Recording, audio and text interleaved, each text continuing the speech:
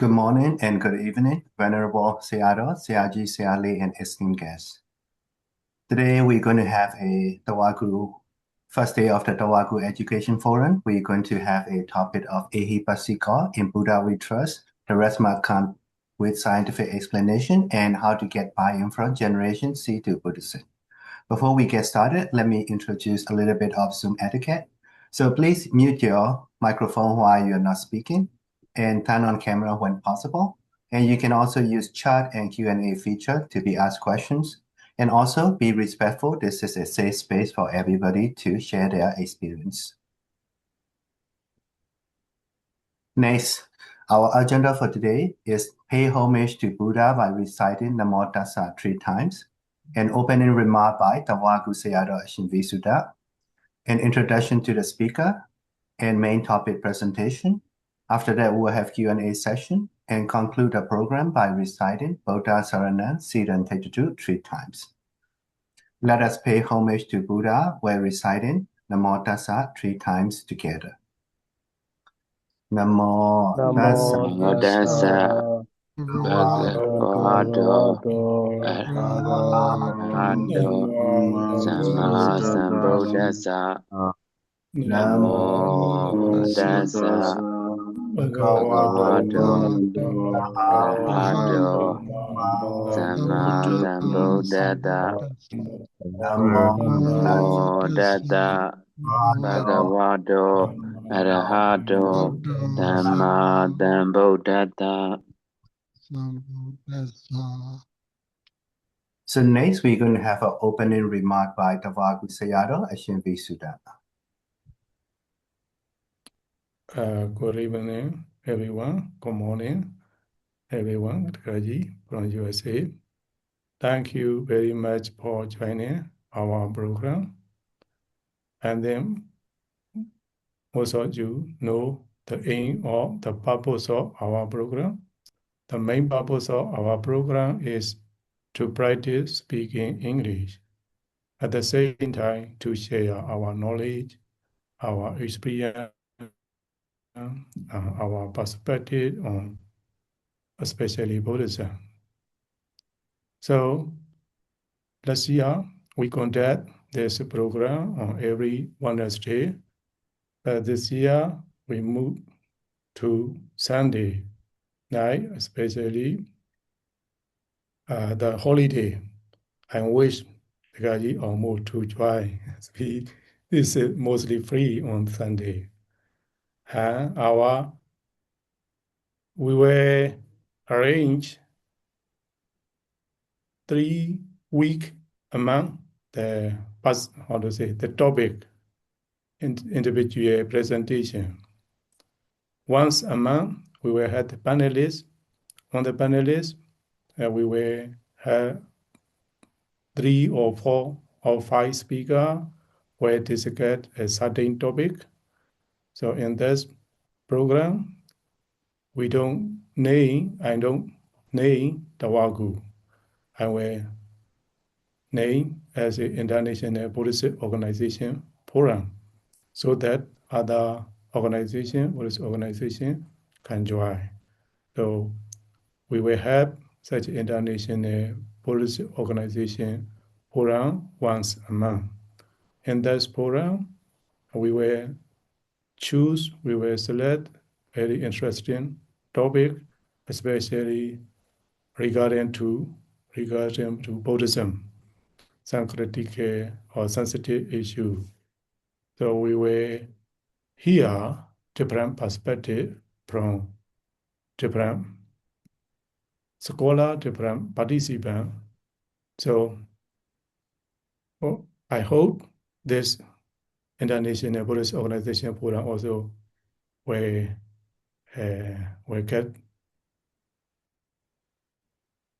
grow thoroughly, will grow well. So anyhow, for the participant, I would like to encourage all of you to ask questions and prepare to be speaker the near future. As you see in my video, we are not perfect, but we should not wait the time to be perfect. So no one will blame you when you speak English. Don't be shy for that. I encourage all of you. So, okay, thank you very much for joining our program. Let's learn together. Let's grow together. Thank you very much. Thank you very much, Seattle. And let me introduce myself a little bit. My name is Amo. I am a founder for Dhamma Depot and Dana Depot. And it is my great honor to introduce our speaker, Dr. Min Hlaing, founder of Quantum Buddhist USA, a respected healthcare professional and a dedicated teacher. Also, Dr. Hlaing is a father and a mentor. With a profound background in Buddhism and modern science, Dr. Hlaing brings a unique perspective on bridging ancient wisdom with scientific understanding. Today's topic, Ehipassiko, will bring the discussion on how to get buy-in from Generation Z to Buddhism in terms of scientific explanation. Please join me in welcoming Dr. Min Hlaing.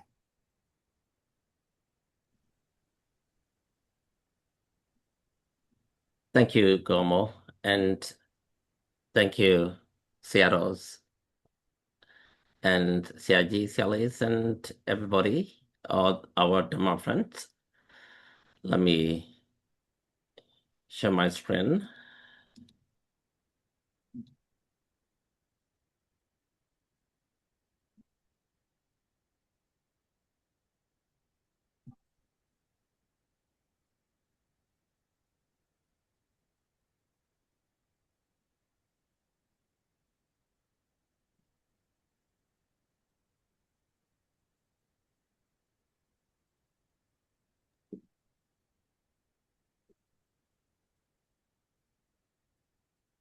Good evening.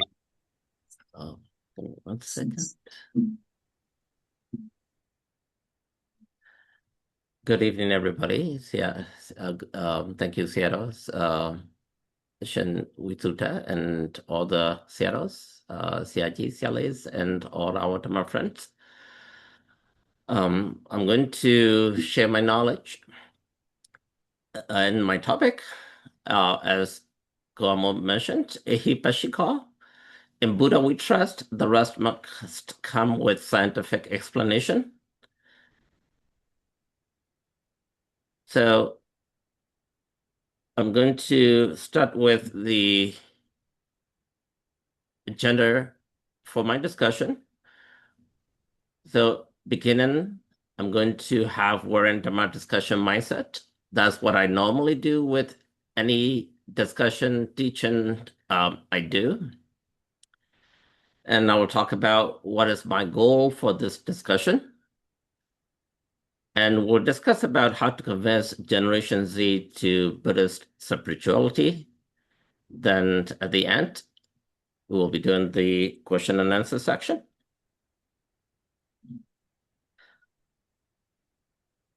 So according to the agenda one, let's our Dhamma discussion mindset together. I'd like to discuss Dhamma. I discuss Dhamma well. I enjoy discussing Dhamma. I am happy discussing Dhamma. Discussing Dhamma is the only thing I am focused on at this moment.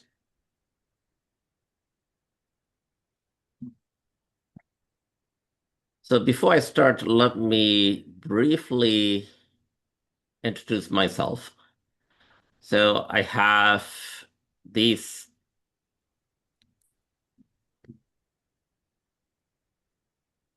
education from Burma as well as from United States. For my teaching, I started teaching since I finished my high school. I started teaching English and biology back in Burma.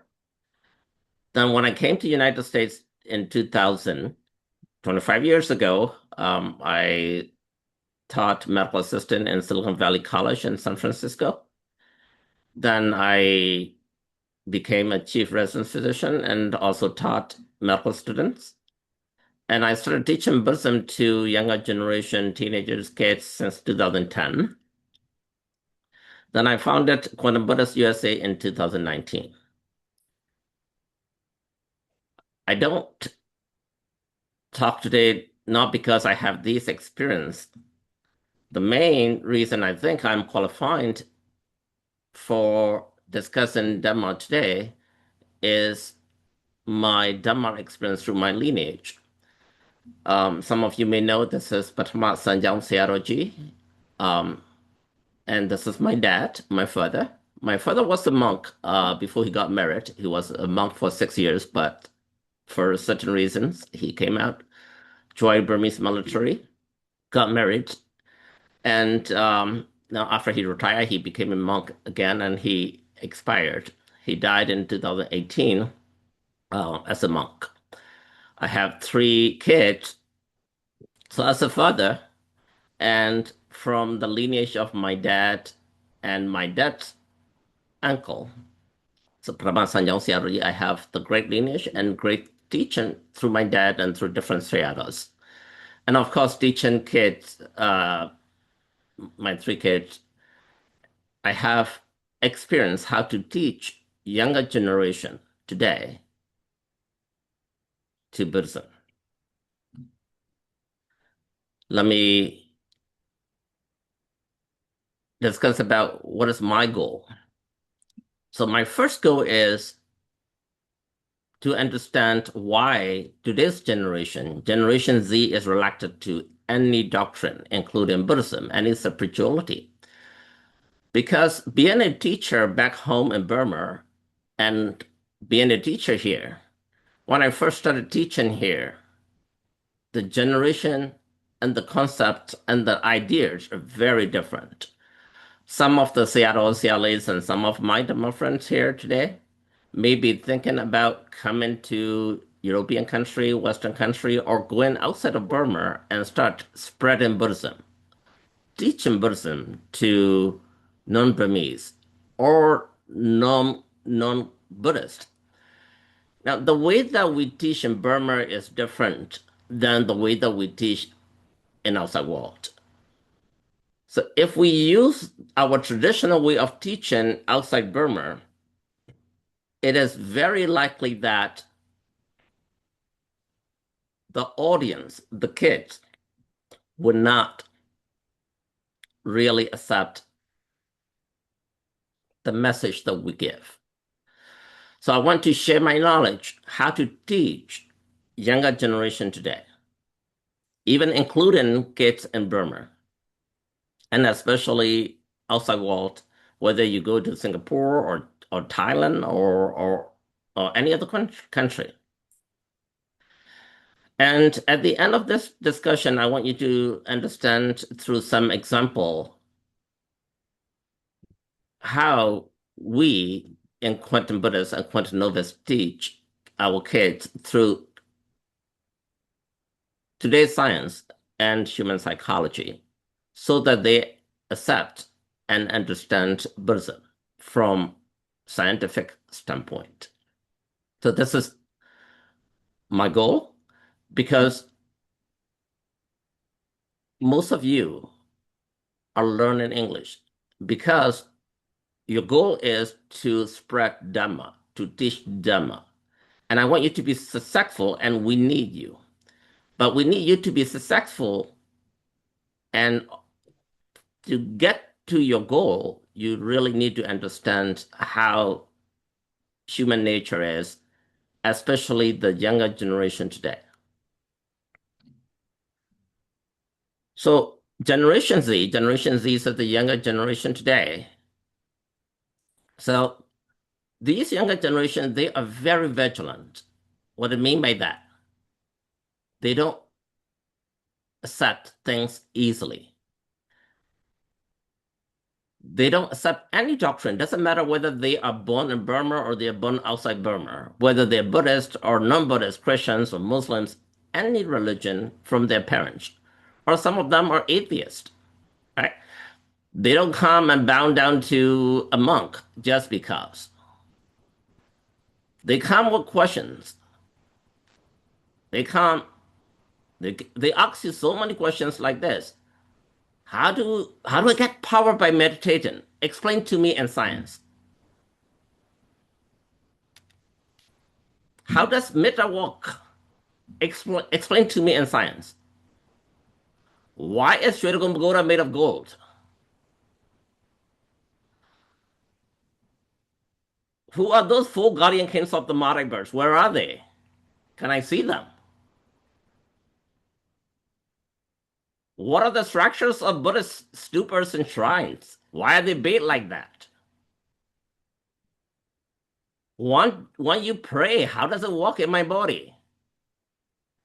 So when you get these questions, you may be very well versed and well educated in Buddhism, but you don't know how to answer these.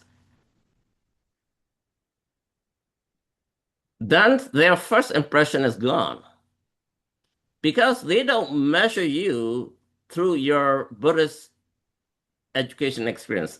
They measure you by how you can answer these questions that they want to know.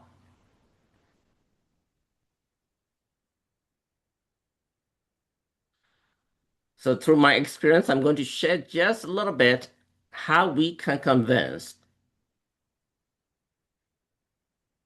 this vigilant Generation Z to Buddhism, to any spirituality. So that applies not only to Buddhism, that applies to any spirituality. Some of you may not be Buddhist, some of you may be teaching different religion. You can apply the same. So Buddha, we all know, Ehipassiko is one of the 6 attributes of Dhamma. We use this word all the time. Ehipassiko, come, see it, feel it. But we use it in a traditional way. So if a Generation Z asks you these questions, a lot of the answers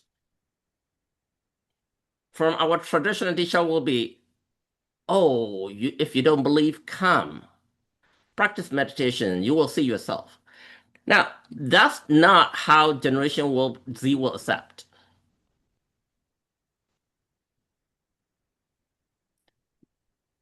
Because as a Buddhist, a traditional Buddhist, if someone's born in Burma, there's very likely that the Burmese Buddhist, whether they are traditional or not, they will accept. But the younger generation today, they don't accept that kind of explanation. No, you need to explain that to me. I don't have time to come practice. Explain to me how that does work.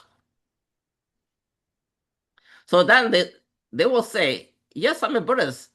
I trust Buddha, but not you. That's what they mean, literally. They will say, in Buddhas we trust. Yes, we trust Buddha. But you're not Buddha. The rest, all of us, must come with scientific explanation. So that's what I want to discuss. That's what I want to give you the message. The reason why is you'll hear today, even in Burma, oh, this Sayadaw and that Sayali and CIG is Jin Teni. Oh, these are Buddhist Jin. Because they don't accept it, right? I'm talking about the Burmese youth today in Burma. Now, even outside Burma, if they're born in Singapore or Thailand or any other country, it's even worse. They don't accept it. Yes, they pay respect to you, but at the back of their mind, they are thinking something different. So I want to break that a little bit. I want to teach you how I train and teach kids here. All right. Since I have only 30 minutes, I will go straight to how I teach younger generation All the time here to come. through Excuse me, science. for the time doesn't matter, Sergi. You can take time long. Okay, thank you. Mm.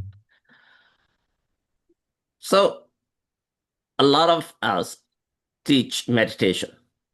A lot of you teach meditation, and a lot of us mainly teach Anapana. So then we teach about Anapanasati Sutta. We teach about a lot of Buddha Sutta, the different way of practicing Anapana. What the younger generation interested in is they watch a lot of movies. They want superpower. They want to know how you get power through practicing Anapana.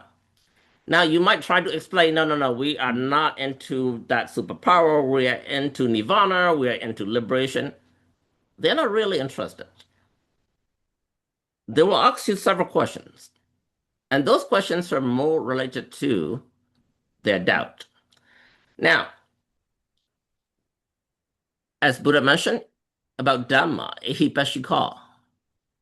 Now, to provoke Ehipassiko in them, first, we need to provoke their curiosity. What kind of interest do they have? And we'll have to use reverse psychology. How do we do that? So this is one of the common questions they will come or comment. So to get their attention, you become a devil advocate. What I mean by that is you become like one of them. So you tell them, what do you know about Anapana? What do you think? Now you ask them what they usually are thinking about. So you tell them, look, this is what a lot of younger generations they think. Do you think the same way like this? Let alone to get supernatural powers. How can you even get any good effect by just sitting and focusing on your breath? They call it Anapana. Everybody breathe and everybody knows how to observe the breath if they want to. Everyone should be in nirvana now, right?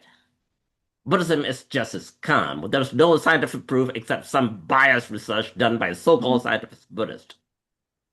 We all breathe the air, mainly oxygen. It doesn't matter how you breathe. Whether with awareness or not, you should get the same benefit. Now, this is how they will come and ask you. I'm not talking about non-Buddhist or atheists. I'm talking about our own generation, our own kids. They may not ask you a question like this openly because they're scared of you or because they're scared of elder people. But in the back of their mind, that's how they're thinking.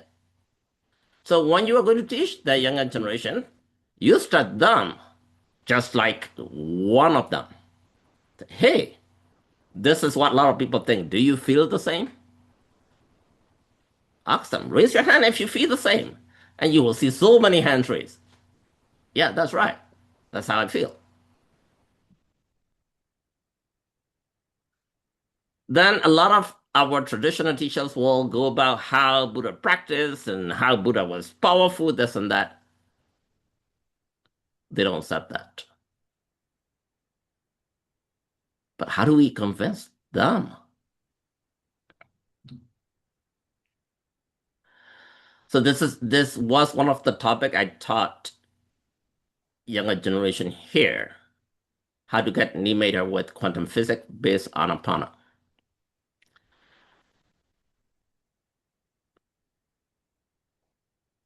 I want to introduce a little bit about my group. I name my group Quantum Buddhist and Quantum Novice because my main intention is I would not teach Buddhism unless I can explain at the level of quantum physics today. Because today is the quantum era. We used to have, when I was young, it used to be rocket and satellite. Then become the age of computer, the computer age. You're going to know computer. But now today, things are changing. Today is the quantum era. Everybody and everything is explained in quantum physics. So my decision was every Buddhist practice I do or I teach, I need to understand from the quantum physics level. If I don't understand the quantum physics level, I may practice, but I'm not going to teach.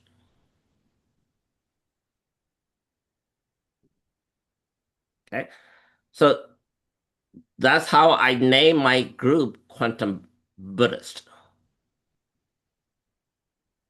And I always look at it from the quantum physics standpoint. So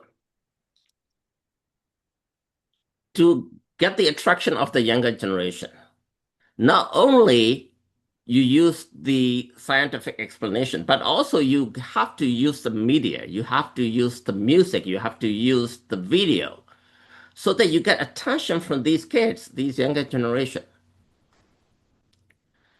So before you start teaching, even before you start showing a video, you ask them, okay, I'm going to show you a little video. What do you think is the key idea in here? So what is the key word in this quantum split experiment? How can you apply that in Anapana meditation? So I'm going to show you a short video clip that I show my kid so that they understand Anapana meditation from the quantum physics standpoint. Let me make sure I am sharing my sound. Give me 1 second.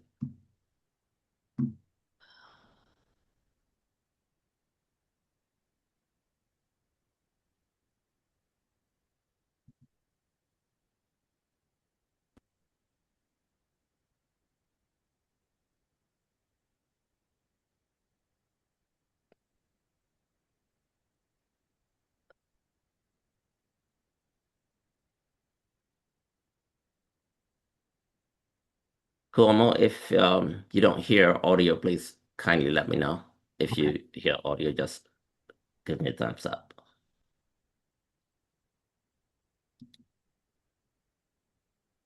So, what they taught us in school isn't really the way it is.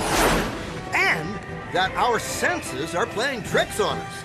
You just gotta wonder, what is this reality that we find ourselves in? Quantum physics says it's all just waves of information.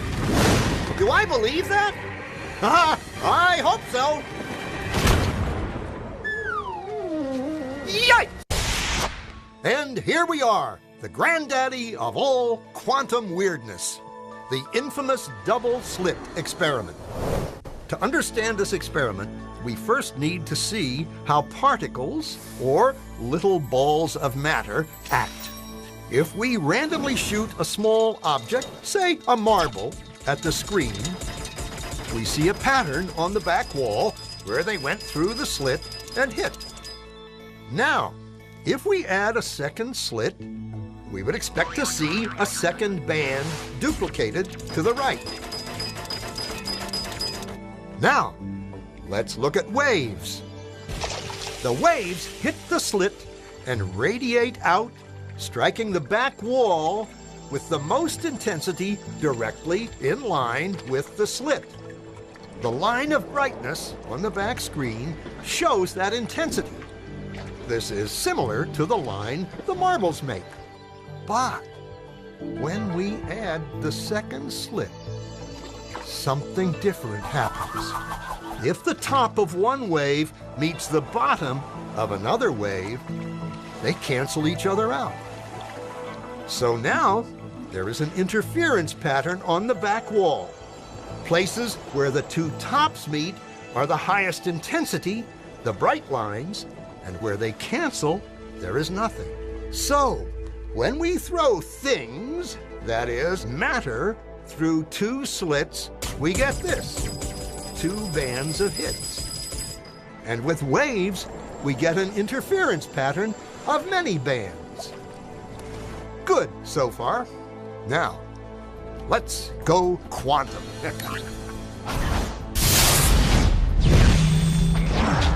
An electron is a tiny, tiny bit of matter, like a tiny marble. Let's fire a stream through one slit. It behaves just like the marble, a single band. So, if we shoot these tiny bits through two slits, we should get, like the marbles, 2 bands. What? An interference pattern. We fired electrons, tiny bits of matter through. But we get a pattern like waves, not like little marbles. How? How could pieces of matter create an interference pattern like a wave? It doesn't make sense. But physicists are clever. They thought, maybe those little balls are bouncing off each other and creating that pattern. So they decide to shoot electrons through one at a time. There is no way they could interfere with each other. But after an hour of this, the same interference pattern is seen to emerge. The conclusion is inescapable. The single electron leaves as a particle, becomes a wave of potentials, goes through both slits, and interferes with itself to hit the wall like a particle. But mathematically, it's even stranger. It goes through both slits, and it goes through neither. And it goes through just one, and it goes through just the other.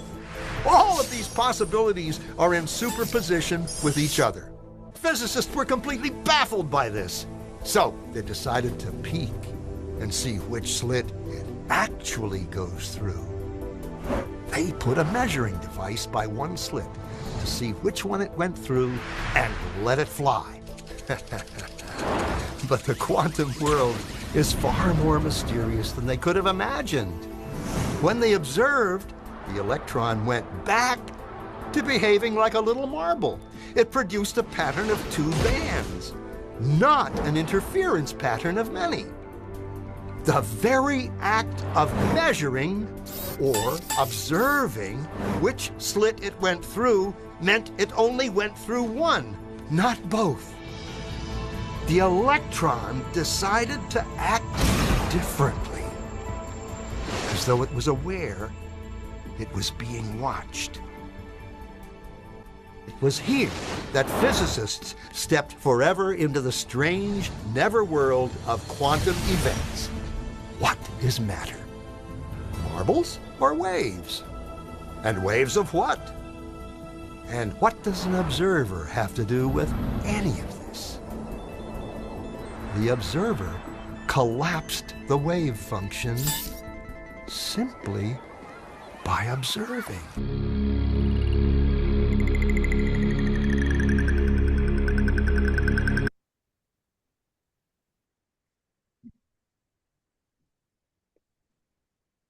All right, so some of you may grasp the concept, some of you may not.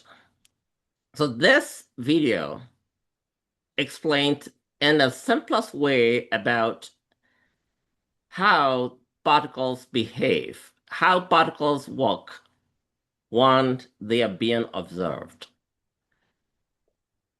So now in this video, I asked my audience, the younger generation, what do you think is the key here? How do you apply that to Anapana meditation? As we all know, when we practice Anapana, when we breathe air, the air has calipers, these teeniest amounts of the measurement in Buddhism. And in this scientific quantum experiment, these are the electrons.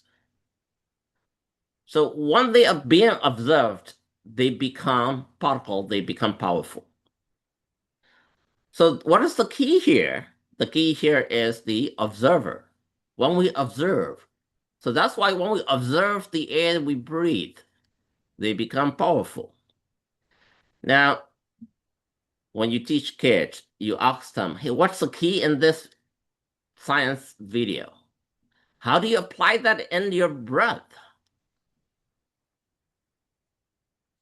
So if you observe your breath, the smallest atoms of the air become powerful.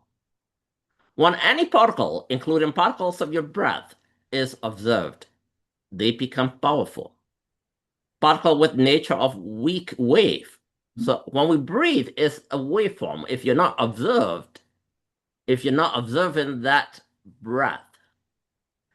Now, the moment that you observe it, it becomes so powerful as laser.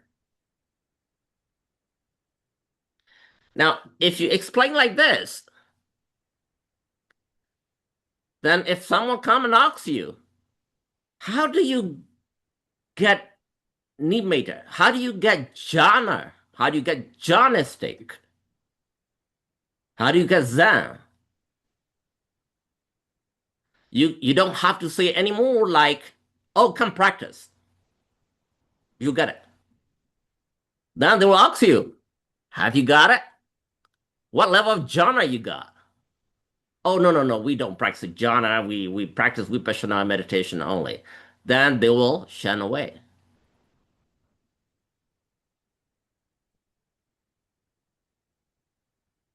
So I want you to understand, the younger generation is not like our generation. They don't accept come practice. We cannot be dwelling on Ehipassiko, come practice and you will see it. And they will tell you, oh, Christians tell me the same way. If I go to church, the pastor tell me, oh, come to our church every Friday or Saturday or Sunday and pray to Jesus and you will get the same power. Or an Islamic imam will tell us the same thing. Oh, come, pray with us, say Allah. You will feel it, you'll be peaceful. Now, we can't do that anymore to today's generation. Come practice, you feel peaceful. Yeah, but they still want to know, they still question you. How? Why? If you really want to get buy-in, you got to convince them with today's science.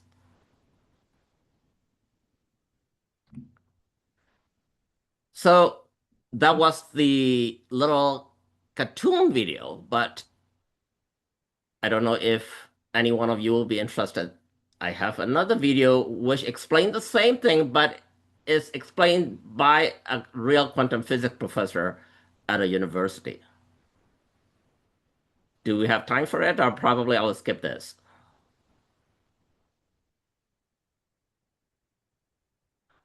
Pom Pom, what do you think? I'll go more. Yeah, please play. Yeah. Okay, all right. So again, some kids may not accept it because you show them a cartoon presentation. Now you got to convince them, hey, this is done and explained by a real human being, quantum physics professor. Okay, so I want you to take a look how that concept is explained in real world and how they do that. Well, our story starts with a duck pond and with this man, Thomas Young. Because about 200 years ago, he was sitting by a duck pond watching some ducks. And I have here a pair of ducks. We'll have a look at what Thomas Young saw. Just wind up my ducks. What he saw as the ducks swam around was a pattern appear in the water, which you can see down here. Now the pattern was caused by ripples on the water, leaving the ducks and interfering with each other. You can see it in a more controlled way. Here we have a motor that's actually going to cause ripples, and it's going to pass through two slits, and these slits are going to produce ripples which go out into the water and actually interfere, very much like with the two ducks. And you can see a pattern emerging. You can see here, along this line, two ripples are adding up. So you're getting bright and dark lines. But here, it doesn't look like anything's happening. That's because the waves, the ripples, have actually cancelled each other out. Now, this made him pretty happy. First of all, because he liked ducks. But second of all, because it reminded him of an experiment he'd done a couple of years earlier with light. I'm going to show you now what he saw with his light experiment.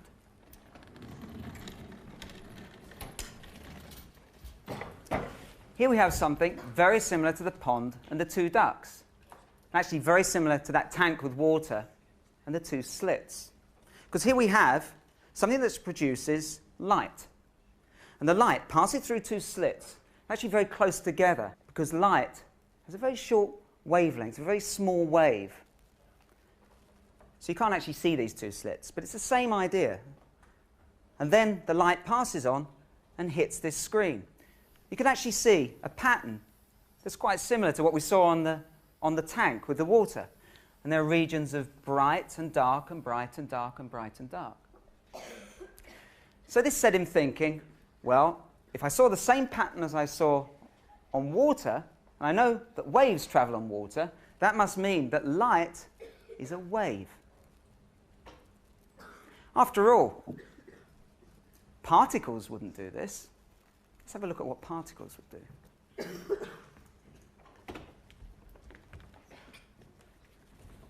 For this, I need a volunteer with a lot of puff. Could you come down? Your name is? Jay. Jay. Could you stand here? Now, what you're going to do is you're going to blow through this tube, and here is sand. Now, sand consists of grains, particles, lots of them. And they're all packed in here. And as Jay blows, he's actually going to blow sand through this box, up against these two slits, and the sand can pass through these two slits, very much like two slits we had with light. And on the back here, we've got a screen, which is going to collect the particles of sand as they go through the slits. So, huff and a puff, and blow through the tube, Jay. Keep going. Great.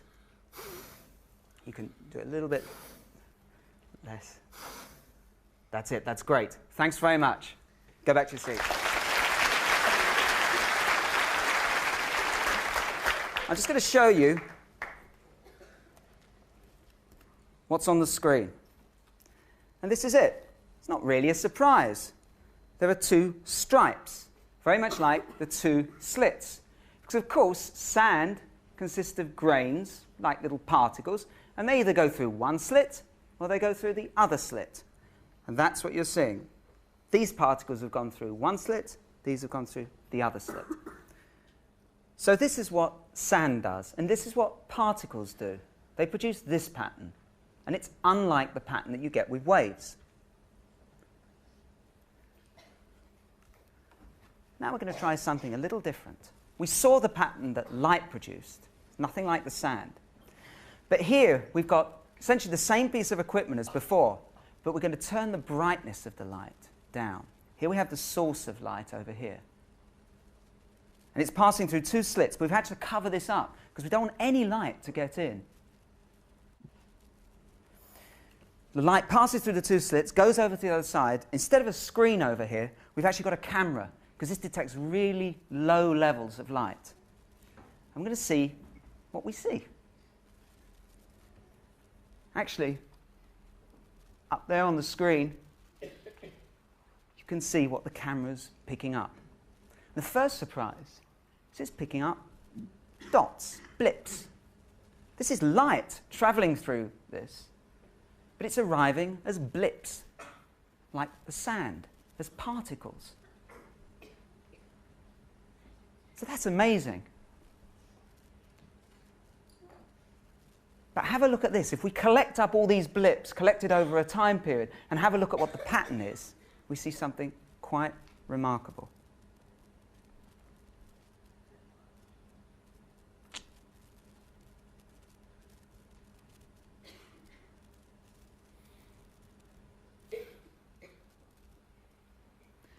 The pattern you see is the pattern that waves make. But the light arrives in blips, in packets, as small particles, which physicists call photons.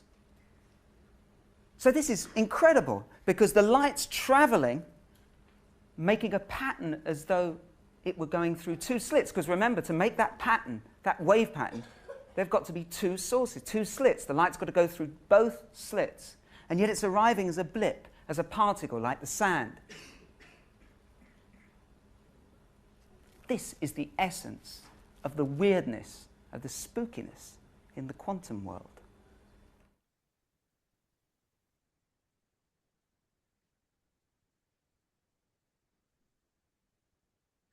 All right. So when we teach the younger generation, not only we show them like cartoon videos for the younger kids. Now for the adult teenagers or sometimes even adult, you need to show them real scientific video or the research. Now, if you understand how this works, after you convince them how we breathe and how these air molecule, the particles in the air, the calipers in the air that we observe can give you power, can make you to become peaceful, can lead you to a jhanic state. Now they will even ask you, did Buddha really mention like this? Just like double slit theory? Now, when they ask you that question, that's now your chance to explain. Now you talk about what you already know. How we breathe. Right? Where do you keep your mind during Anapana? What did Buddha say? Now there are a few examples that we use, right? Just as a gatekeeper examines each person entering and leaving the city, only as he passes through the gate, without following him inside or outside the city or the gate. So the meditator should be aware of each breath only as it passes through the nostril, without following it inside or outside the body. Well, that's not too close to quantum slit experiment. It's any other thing. Then you go to another sutta. Well, Buddha mentioned about how you observe the air with the example of cat and a saw. Now, this is quite closer to the quantum slit theory. Just as a man sawing a log will keep his attention fixed on the spot where the teeth of the saw cut through the wood, without following the movement of the teeth back and forth, so the meditator should contemplate the breath as it swings back and forth around the nostril, without letting his mindfulness be distracted by the breath inward and outward passage through the body.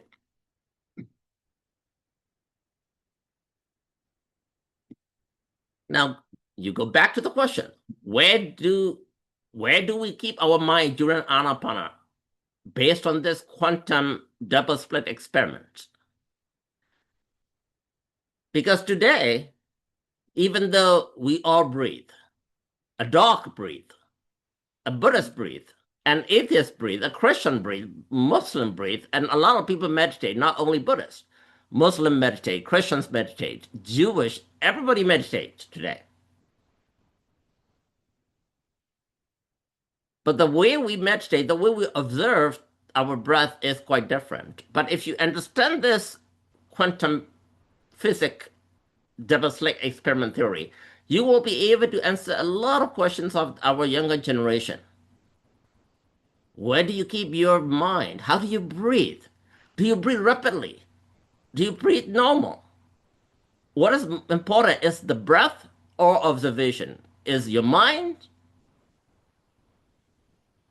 So you ask this question to your audience. Where do we keep our mind? Where do we keep that observer? So I underline the word apply here. Now, we as traditional Buddhists, especially the way that we have been trained in Burma, we are very weak in applying anything. We were never taught in school how to apply things that we learn at school. We go to school, learn science, we study by heart. We study geography, we study science, we study chemistry, but we Burmese kids know everything by heart. Then you ask the question, how do you apply it in your daily life? We don't know a thing. Now, the same thing that we see in Buddhism, we Burmese Buddhists, We as parents, adults, or monks, or nuns, we know a lot about Buddhism. We study by heart. We can recite any sutta. But when we are asked by this younger generation, how do you apply that concept in my daily life? We have no answer. So I want to request you, before you preach or teach any sutta, any teaching of Buddha, think and be prepared to answer this question. How do you apply that in your real life? How do you correlate with your real world? We can't say, oh, this is not for now, this is for your next life. Oh, this is for your preparation to go to Nirvana. They don't want that. They want to know, just like Buddha preached, just like the king asked Buddha, I want to see it now. What is the benefit of Buddhism right now, at this moment? I'm not interested in next life or afterlife or Nirvana or whatever. I want to know it now. So we need to keep in our mind that how do I apply this sutta in our daily life right now, today? So now, applying your teaching on Anapana, right? Now you explain that based on the quantum double slit experiment. Now you tell them, okay, how do you apply this quantum physics to your Anapana meditation? Now, as you can see, the two slits are like your two nostrils. Now you put your observer mind, your sati, you're observing that breath at the tip of your nose. So I'm going to stop here because it has been more than 30 minutes that I am assigned to, and thank you very much for being patient. Even though I normally teach 1 hour, sometimes 2 hours, but today is not a teaching session. Today is a discussion. Today is, I'm just sharing how the younger generation, Generation Z, will look at the way we teach, the way we see things. And I want you to understand, Generation Z is doubtful of how we teach them, how we present to them. Now, this is through my personal teaching experience here in the United States to a lot of younger generation. I teach, I give different talks. And if we don't approach this way, yes, we may be able to spread Buddhism in strong Buddhist country like Burma or Sri Lanka or Thailand or Singapore even. But if you ever go to country like United States or England or Islamic country or Jewish country, you will be asked these questions. And if you can't answer, they are not going to accept what we are trying to give to them. No matter how precious what you're given is, the key here is how will they willingly take our present, our teaching. And thank you very so much. And if you have any question, any comment, feel free. And I want to let you know our website, thelinden.org, and our YouTube channel has a lot of teaching like this. We have teaching from the quantum physics standpoint, how you explain matter. How does loving kindness go? Let's say I am in the United States and my mother is in Burma, and I send loving kindness, metta, to my mother. How does it reach to my mother? How do you explain that? How do you pray from scientific standpoint? So there will be a lot of videos if you're interested in learning. And if you have any question, comment, feel free. Thank you very much. Thank you very much, Min Hlaing. We are going to have Q&A session. Please feel free to unmute and ask question, and one at a time, please.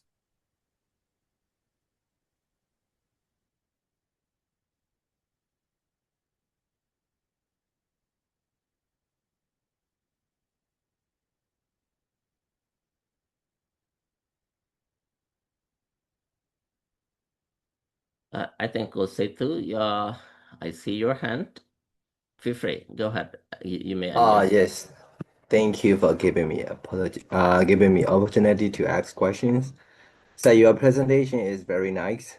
I guess lots of experience, and thank you very much for your sharing. So, my question is, why why Buddhists recite sutras? They recite sutras to applying it in real life or to get married.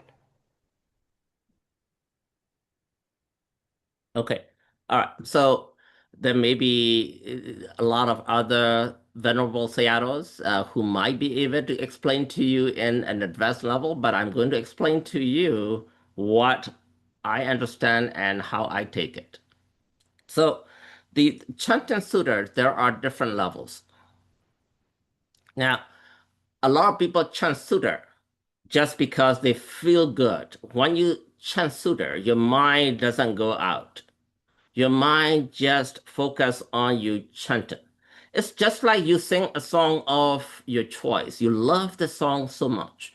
And you sing that song and you forget about all your worries and all your stress and you feel peaceful. Now that's the lowest level, of course. Now you go step by step higher and higher. Now, if you have saddha, which is the faith, which is the confidence in what you are reciting, you may not know what you're reciting, but you have so much faith. And you feel even more powerful, more peaceful. Now, you see that in any religion, doesn't matter whether you're a Buddhist or not. Say, for example, if you're a Muslim, you recite log, log, log, log, log, log, it's again and again and again, and they are very peaceful. Now, the same thing in Christianity.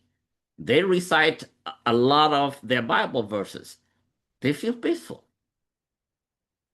What I want you to understand is not destined to any specific religion. It can be any religion. Or you can be an atheist and you will be just reciting your own name. And you'll feel peaceful. Now that's one level above. Now, next level above will be if you really understand the sutra that you're reciting. What is the background story of that sutra? Why did Buddha preach that sutra? If you really understand each and every Pali word that you're reciting, now that's become more powerful.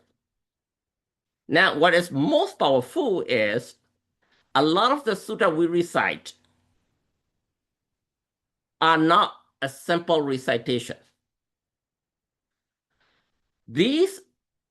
A lot of sutras are prepared by our ancestral sayadaws in a way that it is solemn swearing of some strong desire in your heart. For example, if you are chanting Metta Sutta,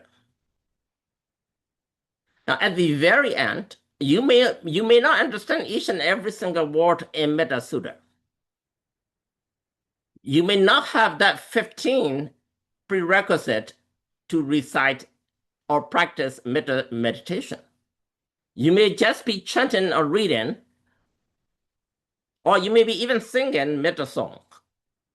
But at the end, what you are doing is a solemn witness of some powerful event from before. We call it Dasa beauty. So you're practicing Dasa. So to answer your question, it depends on individual level, whether you are reciting at the lowest level, just like you're singing a song, or you're at the advanced level where you know exactly what that sutra say and you have practiced what is in that sutra. So I hope I answer your question. If you want to know more, or if other venerable Sayados and Sayalis and Sayajis have better explanation, please feel free to chime in.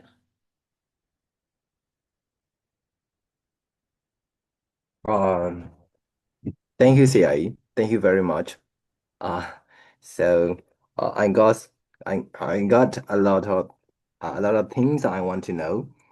Sure. And so can I ask one more questions? Definitely. Okay, thank you, sir. So are the sutta for chantings or practicing them in daily life? And if we only focusing on chanting deeply, can we get nibbana? Yes. So remember, chanting is, so a lot of people today think chanting is just saying words loud by heart. That's not what chanting means. So in Buddhism, a chanting is a practice of meditation. Now, if you're really interested, I have the whole teaching, the whole lecture on how chanting works from scientific standpoint, from the sound that you make.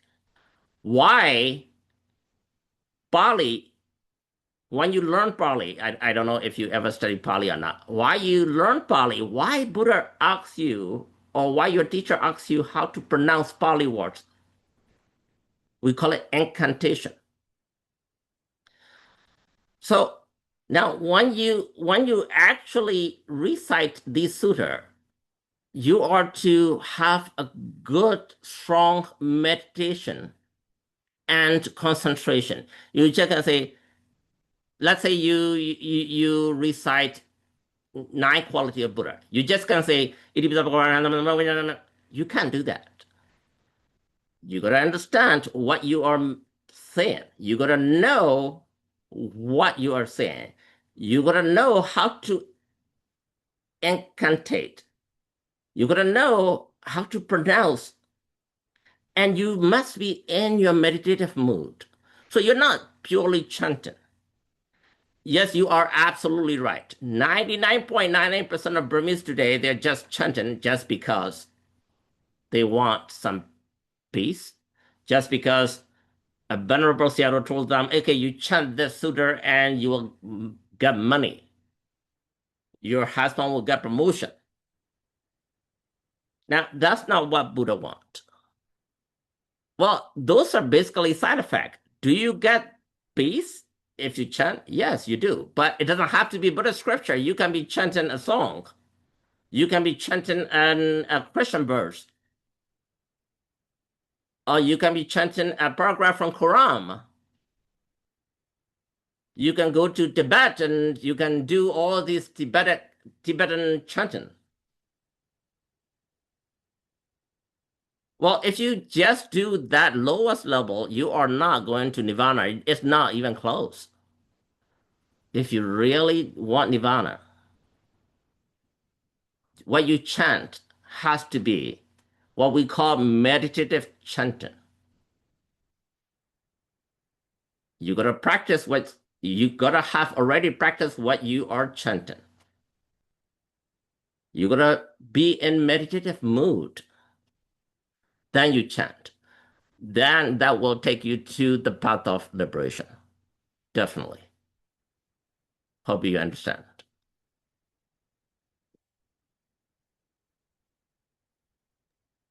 Thank you, sir. Thank you very much.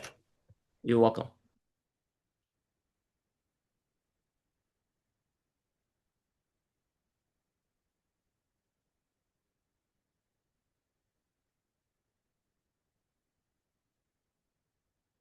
About Kusetu's question. Is that okay?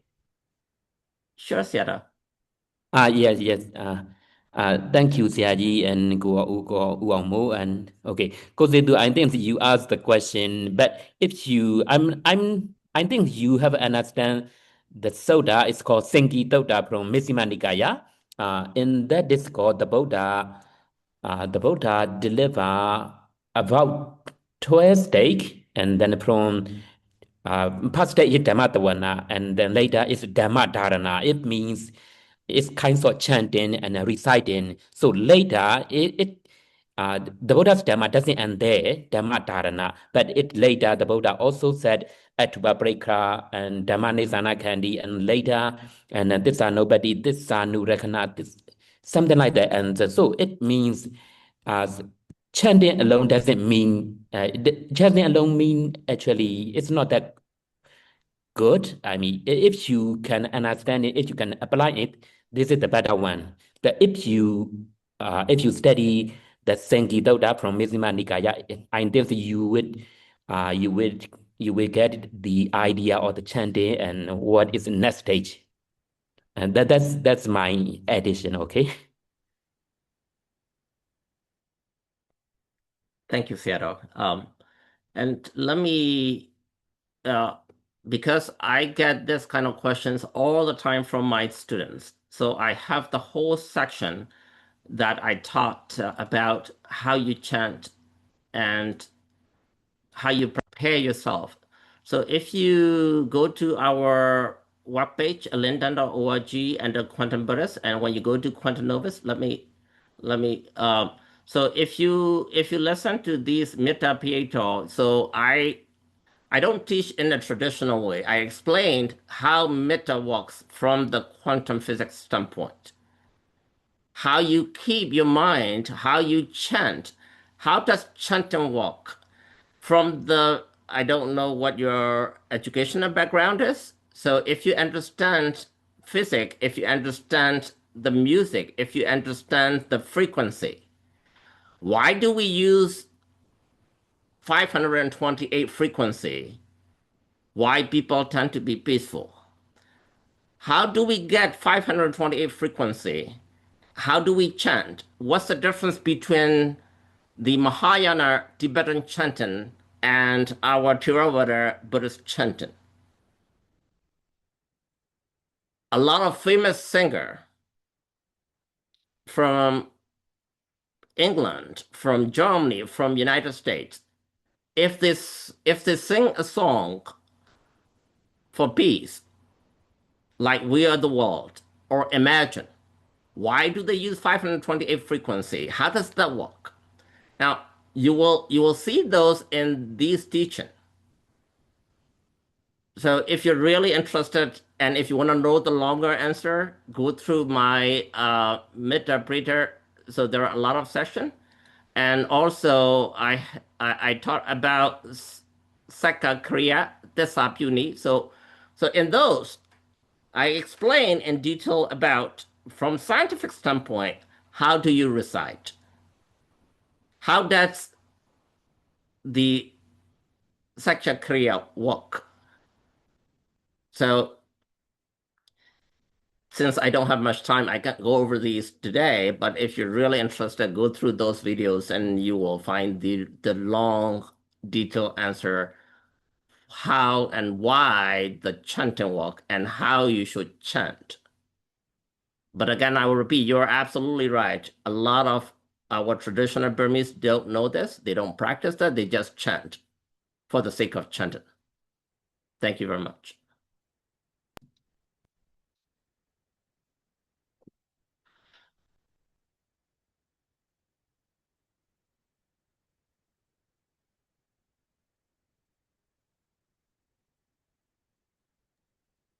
I'm sorry, sir.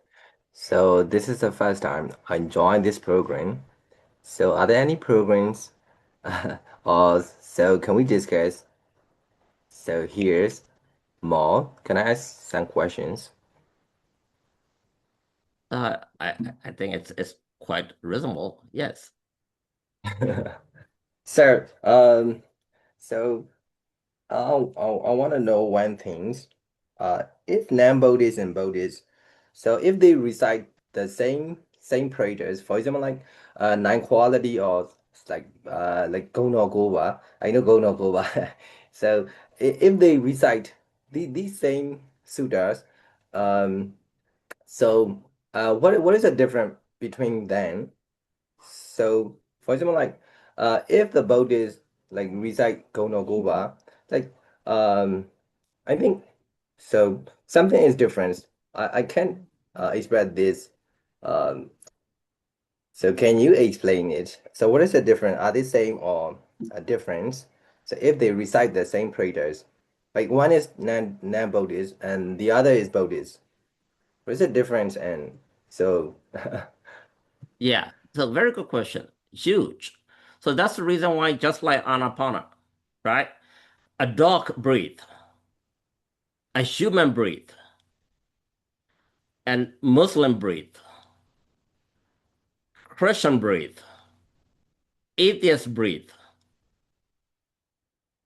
a Christian meditate, a Buddhist meditate, a Muslim meditate. What's the difference? If we say breathing has the same power to anyone and everyone, well, if I practice meditation and if I get a jhana state, a dog should get the jhana state too. What's the difference?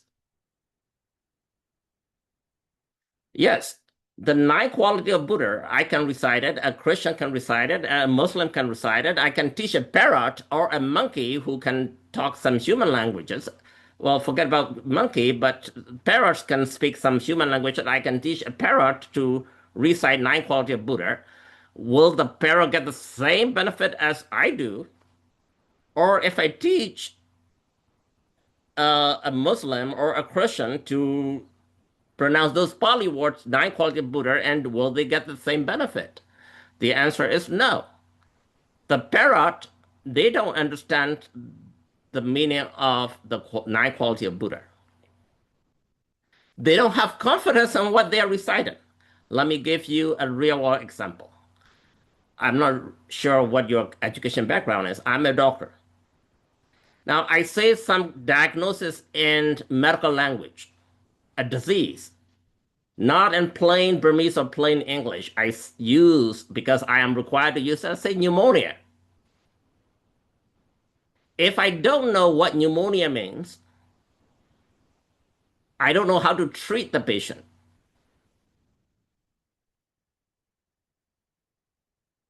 Because I have training for so many years, what is pneumonia? What are the symptoms? How do you treat that? How do you help the patient?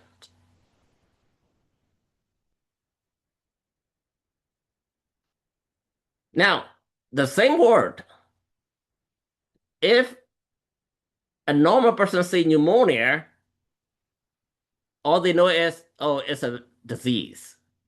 That person is sick. That's all they know. But when I say pneumonia, there are so many things behind it. How did that person get that disease? What are the symptoms? What is the underlying physiology, pathology, chemistry behind it? What medicine I'm going to use? What kind of allergy does the patient have? How does that medicine work? Now, we're talking the same language.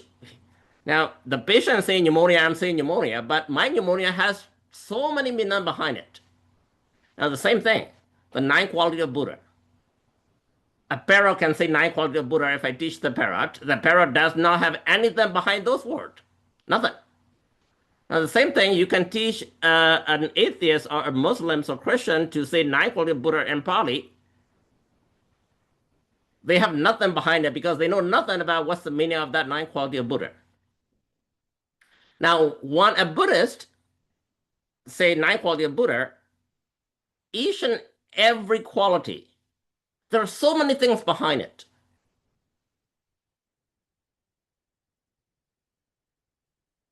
Now, that's the difference. So, to sum up your question, do they get the same benefit? Not at all. Will they get some benefit? Yes, but it will be minimal. Because there are some benefit you get from the law of nature. For example, if you sing a song, I'm sure you understand about the sentence, say, music has no language. Now, I can sing a Korean song because I like the music. I have no clue what the Korean language is. I listen to the Korean music and I feel peaceful. I feel happy. Now, it's not about the language, it's about the music. Do I get benefit? Yeah. But do I understand a thing? No. Now, if that song has a lot of meaning behind it, will I ever understand it? No. Will I get any benefit from that song? Except being a little peaceful because of the music? No. So if a Christian or Muslim recite 9 qualities of Buddha, will they have some peace? Yes, they will. But will they gain Nibbana just because they recite 9 qualities of Buddha without understanding a thing? No, they will not. Thank you.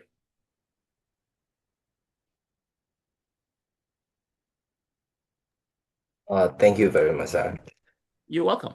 So Good as question. about this, sorry, sir. Can I ask one more question? Any others?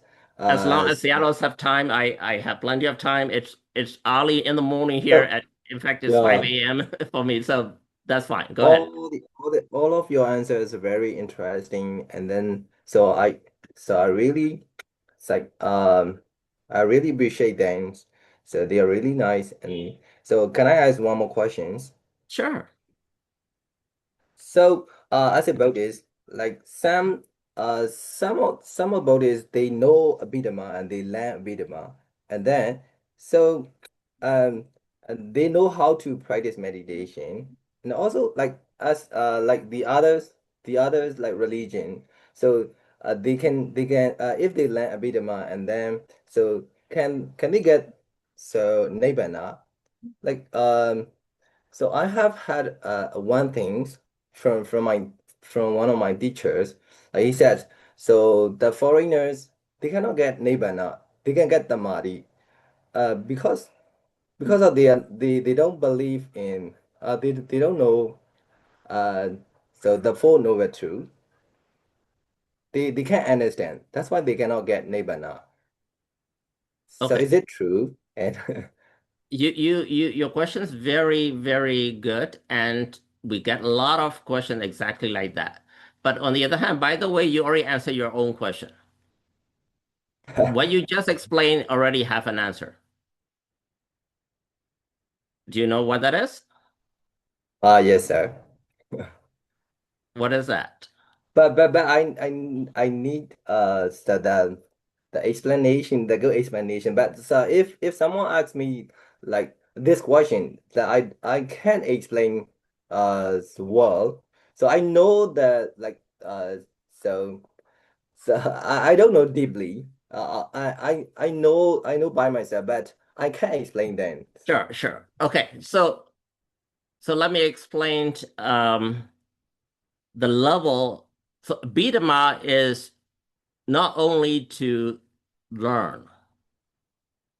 The key is to understand and to apply. That's the reason why I always emphasize apply, apply, apply.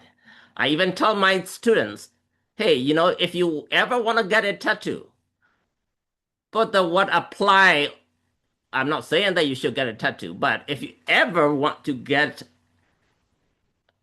a tattoo, put the word apply, because in life we learn so much. Since we were little, since we were born, we learn a lot of things from our mother, our father. Then we go to school, learn a lot from our teacher. Then we get older, we read books. We listen to the YouTube channel. We listen to Dhamma. We go to classes. We learn so many, and we apply less than 0.00001% of what we know. If you apply what you already know, you don't have to be here today. If you apply what you learned through your whole life, you will have no question to anyone, not to me, not to your teacher, not to anyone. Because if you apply and practice, you already got to a certain level of understanding of your life.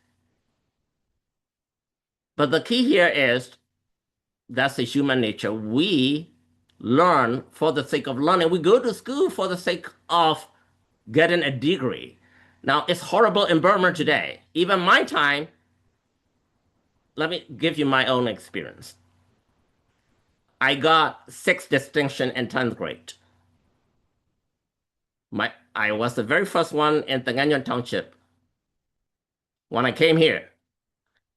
Okay, I graduated from medical school. I became a doctor. I taught English and biology to kids, to departments. in big companies. When I came here,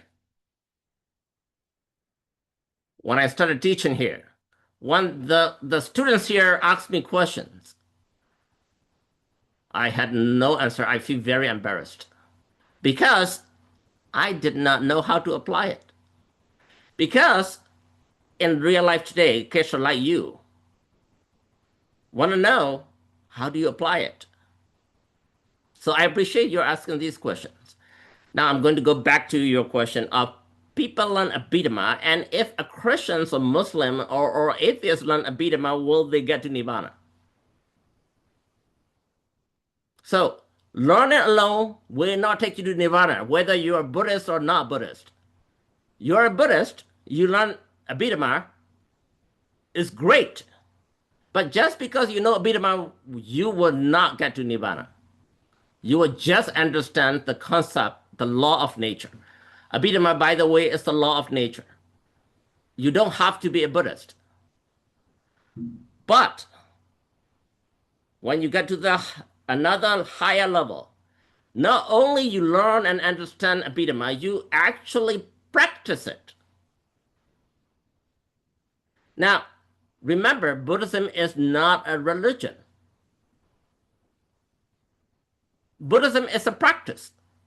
Now, you can call yourself Muslims or Christians or atheists. If you are practicing the law of Dhamma, the law of nature, you are a Buddhist.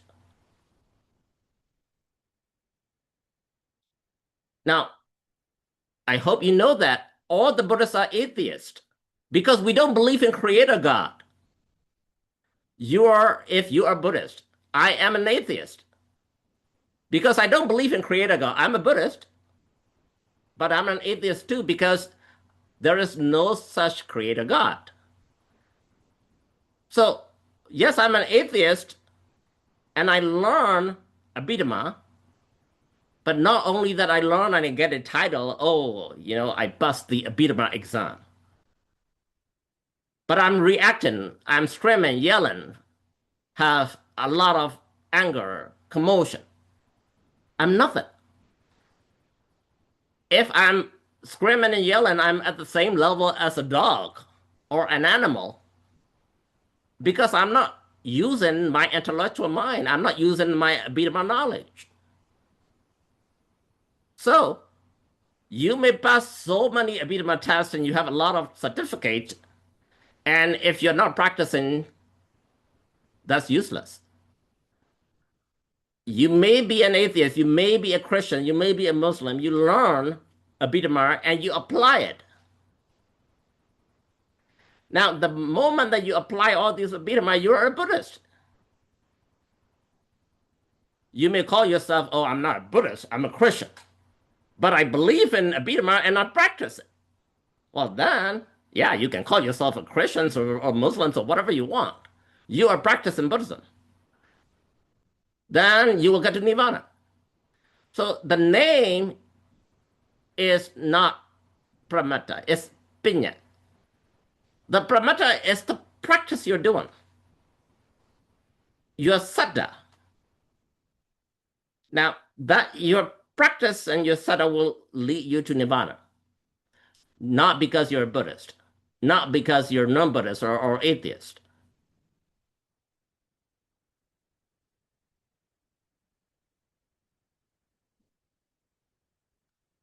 If Sierras would like to add anything, or if you have anyone has any other comment, please feel free.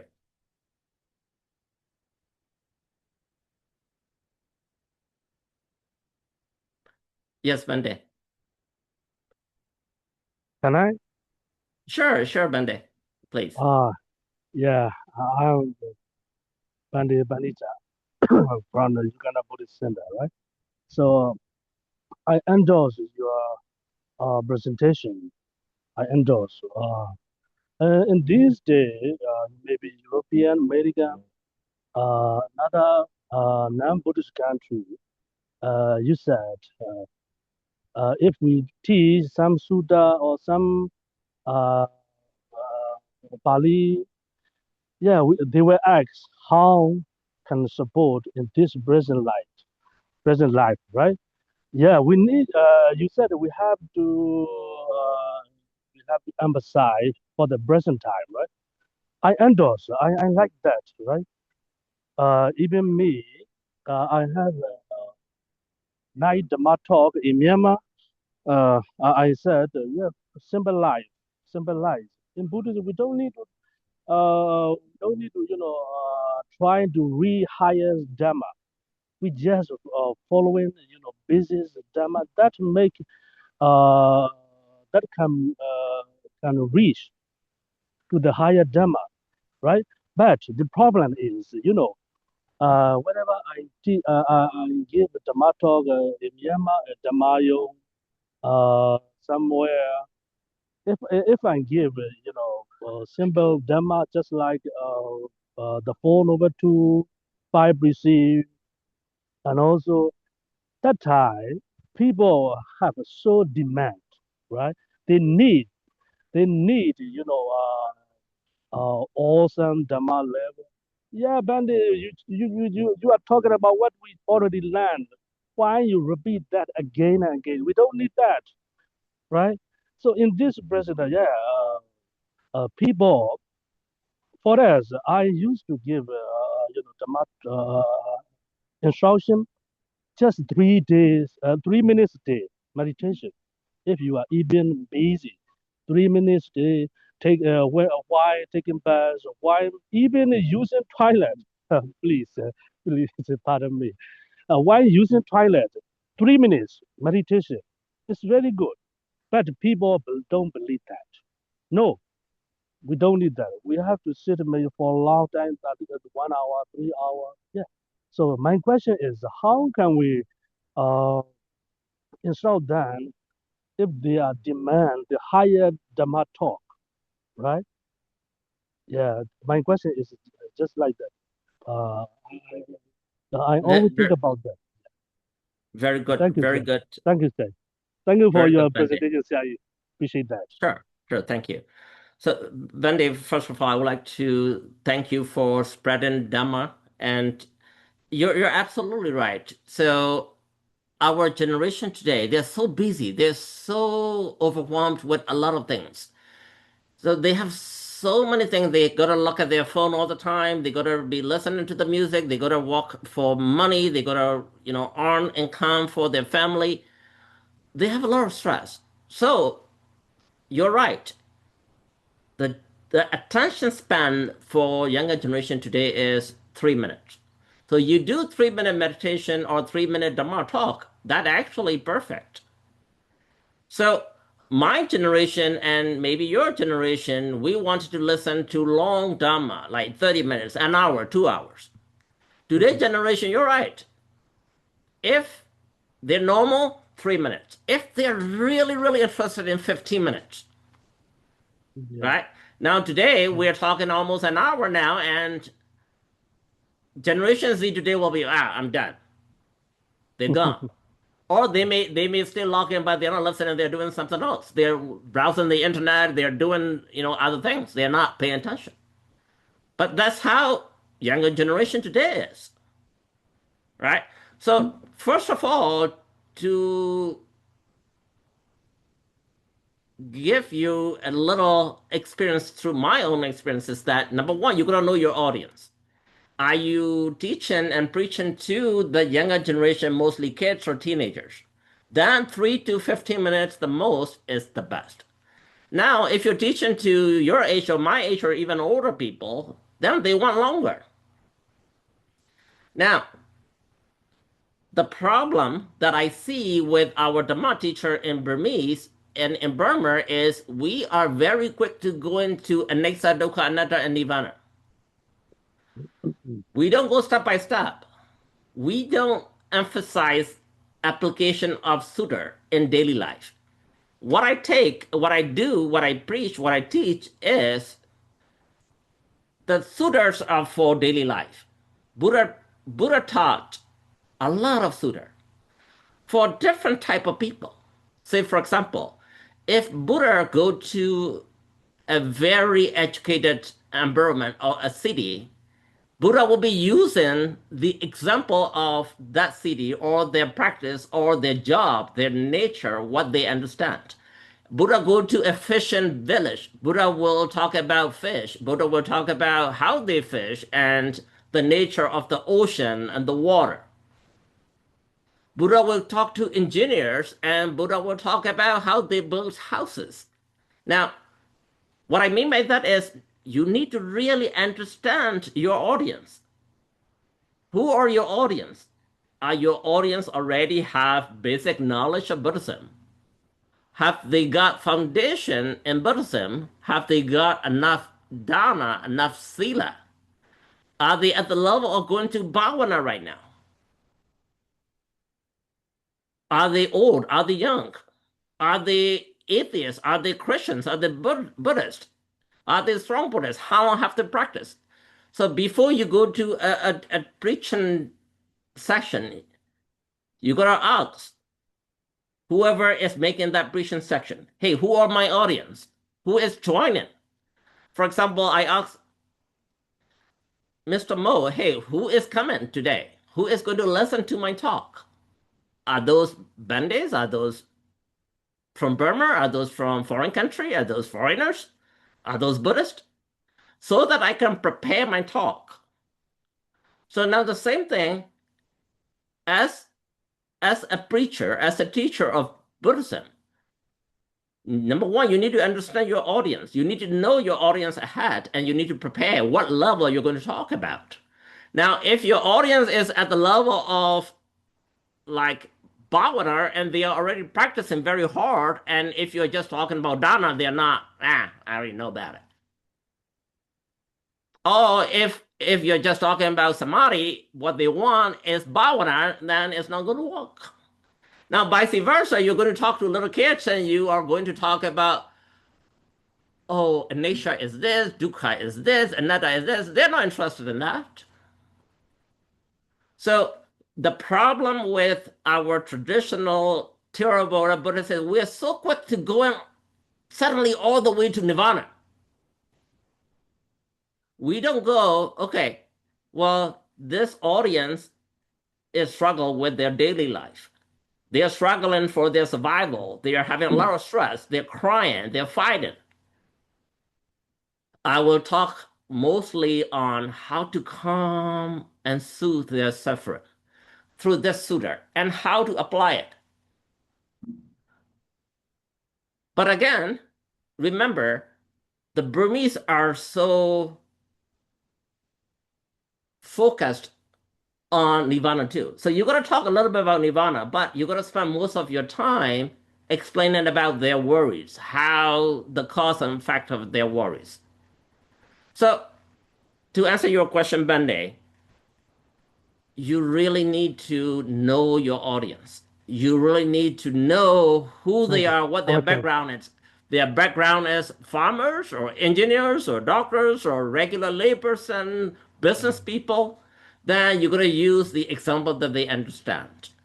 And you're going to focus on daily life and slowly pull them to the path of liberation later.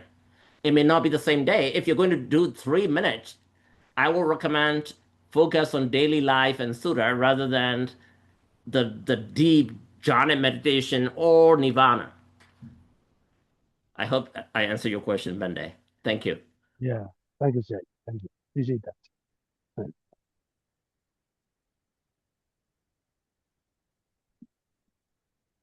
Yes, Seattle. Seattle, raise your hand. Hello. Yeah. Yeah. May I ask a question? Sure, Seattle. Please. I have been enriched by participating in your discussion, and for that I'm very grateful. So I would like to know what is the difference between quantum meditation and quantum Buddhist meditation, because I have heard that some of people, my friends who practice quantum meditation. So I want to know about that, please. Sure. So it's the same. So because I name my organization, my group, and the way that I teach, the way that I practice, I will not practice or teach any Buddhist concept without really understanding from the quantum science standpoint. So that's why I named my group, my organization, Quantum Buddhist. Now, the quantum meditation is the same thing. The quantum meditation is meditation to a level that you really understand very deeply, to the deepest that you can understand. So you may or may not be at that level, but if you really want to master, you need to go to that level. So, for example, you meditate. Because you are a monk, because you're a Burmese, or you are born in a Buddhist country, you already have a very strong basic and foundation that you may not need to understand, because you already have the confidence in what you do. But if you really want to master it, if you want to go to the PhD level, or if you want to explain to the non-Buddhist or the younger generation, you really need to at least understand the concept. So, for example, in Abhidhamma, Buddha explained about these kalapas. When you meditate, you gotta really go to the level of kalapas. Now, do you really need to see the kalapas yourself? You may not. But you really need to at least understand and explain to the kalapas level. Now, understanding to the kalapas level, that is the quantum meditation. Understanding how loving kindness, the metta, transfer from here to a distant place. I'm in the United States, my mother is in Burma, and I sent that loving kindness to my mother. Now, understanding how quantum physics works and understanding how metta meditation and loving kindness go to my mother make my meditation stronger, make my meditation effective. So that's what the quantum meditation is, and that's what the quantum Buddhist practices. Yeah, thank you so much. You're welcome, Sarah.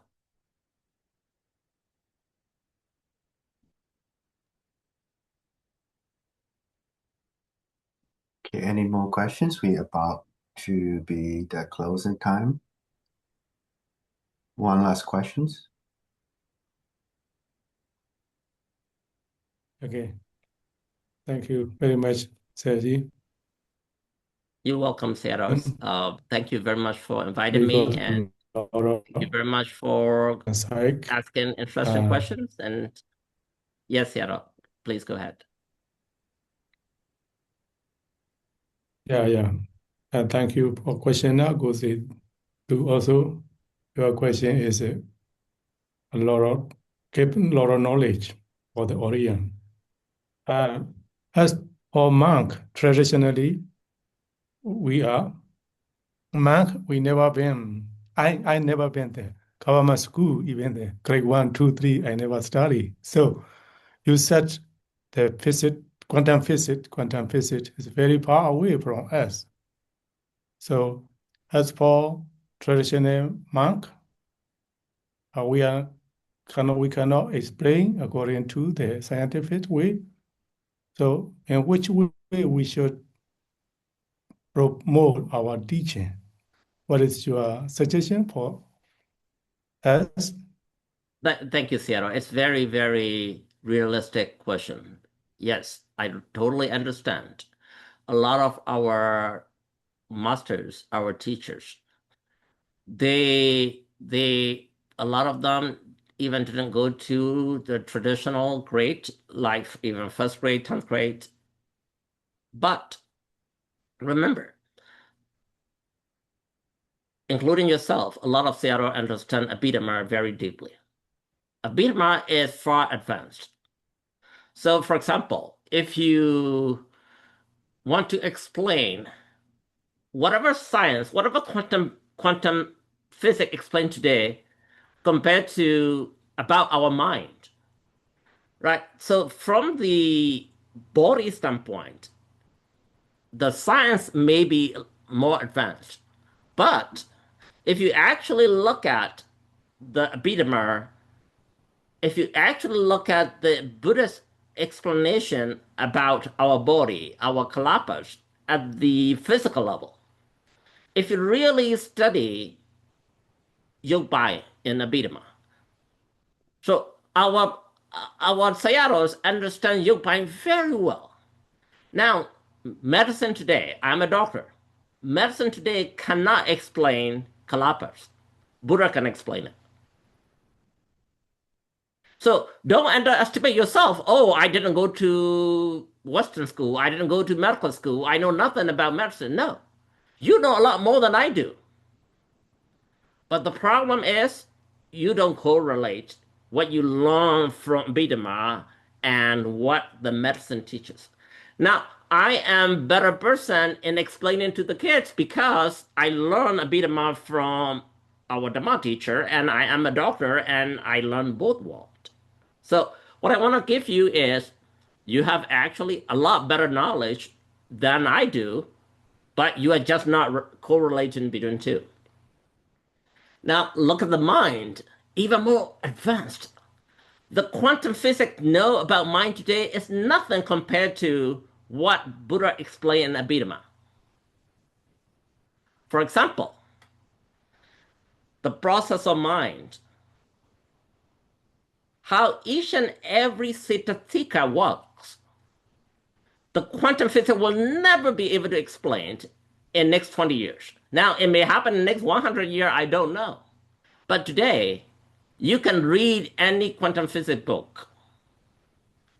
They have no clue how our mind works. They're just guessing. It might be this, it might be that. But Buddha Abhidhamma clearly explained with the Siddhatika how our mind, our Siddha works. So what I want to tell you is that you are far more advanced than a quantum physicist. You just need to correlate and explain. So you may not be able to explain like I do, but tell them. Let's say a foreigner or a non-Buddhist asks you those questions like, how does that work? Then you tell them, hey, in Abhidhamma, it's clearly explained how our mind works with Siddhatika, and you explain that process that you learn and you know very well in Abhidhamma. And you go tell them, look, that process that Buddha explained is at least minimum at the level of your quantum physics, and it's even more advanced. If you want to know more, go study quantum physics and come back and compare that with that. Now, that should be quite enough because you can tell them, look, I'm not a scientist. I'm not a doctor. But I do know the level that Buddha explained in the Abhidhamma is far more advanced than your quantum physics. Go study that. So don't feel bad if you don't know in detail about, oh, how does quantum physics work? How does this molecule and this? No, you don't need to know because that's not your specialty, right? Because you're a monk, I don't expect you to understand medicine because I'm a doctor, right? It doesn't mean, oh, you're a monk, you don't even know about pneumonia. No, you won't, right? The same thing. Just because you can explain to them in detail about quantum physics, it doesn't mean you are inferior. You just need to tell them, hey, if you want to learn about that, if you want to learn about process of mind, go read this section of Abhidhamma. I will explain that to you in detail. But if you really want to correlate with quantum physics, go learn quantum physics, how mind works, and you relate that. That's quite enough already. Because we're not God, we're not Buddha, we are human beings. We are not expected to know each and everything in detail, right? You're a monk. You need to just understand what you specialize in. I'm a doctor, I need to understand what I specialize in, right? If I'm a doctor and if I know nothing about medicine and how to treat, I'm a just so-called doctor. The same thing. You're a monk. You definitely need to understand Abhidhamma, and you need to explain. You need to know how to explain it. If you don't know how to explain it, basic Abhidhamma, then you're not a monk, right? As long as you do what you're good at, that's it. And you don't have to worry about, oh my God, I'm going to this country. They don't believe in Buddhism. They are going to ask me a lot of science questions. Don't worry about it. Just be good at what you are good at. Of course, your language has to be good, and you got to know their language. If you're going to, I don't know, Thai, you might need to speak Thai language and explain to them Thai language. Yeah, but you don't. Just because you're a monk and you're a teacher, they don't expect you to be specialized in everything, medicine, science, geography. No. Yeah, if you have those knowledge, that's great, but you don't have to. Thank you, Seattle. I hope I answer your question. Yeah. Thank you so much, Saji. All right. Thank you very much for our special guest speaker, Min Hlaing. And then today we learned a lot about how our new generation thinks and how to relate Buddha teaching to the scientific way. And most of all, we have learned that we need to focus on our specialty and how to relate them to a practical application. So thank you very much. And we are going to end our today talk by reciting Buddha Sarana Siddhanta 3 times. Buddha Sarana Buddha Siddhanta 2. Buddha Siddhanta 2. Buddha Siddhanta 2. Sadhu.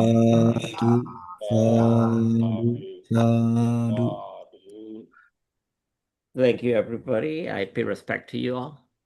Thank you, Xiayi. Thank you. Thank you, CIA.